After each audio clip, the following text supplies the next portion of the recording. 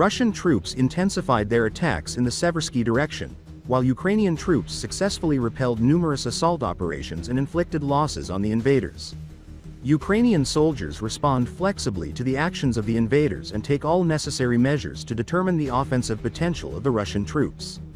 Russian forces have significantly intensified their efforts in Belogorovka, attempting to dislodge the Ukrainian garrison stationed there. This is very dangerous. Belogorovka is practically the only settlement under Ukrainian control in Luhansk region after the loss of Makivka. The chief of artillery of the 1st Airmobile Battalion of the 81st Separate Airmobile Slobozhinskaya Brigade of the Air Assault Troops of the Armed Forces of Ukraine, Maxim Antonov, spoke about the situation in Belogorovka, the unsuccessful assault of which could have led to the removal of the commander of the Russian group, South.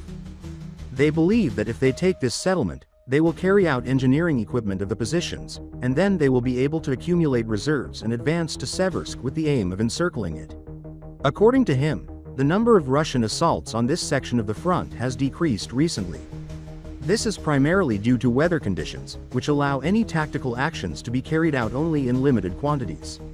Secondly, the enemy personnel have a rather poor sense of direction. This has been demonstrated by combat operations. The Russian servicemen we captured did not have a sense of direction, he emphasized. In order to somehow start their assault groups, the occupiers used drones. They raised copters into the air and the assault group went under the copters. Antonov noted that they had repeatedly recorded refusals by Russian invaders to storm the Seversk direction. The enemy, judging by the interceptions, did this out of fear of being killed or injured. This happens when the assault operations have already begun. For example, the first assault group goes, then the second, the third. And each one fails. The rest, who sit and see these failures, begin to think that perhaps the command is sending them to their death. This was repeatedly seen in intercepts. Commanders threatened them with murder right on the air for refusing to carry out certain tasks. The military experts stress that weather conditions will impact the situation on the front. For this reason, Russia is aiming to break through to key cities as quickly as possible, pushing Ukrainian troops into open fields.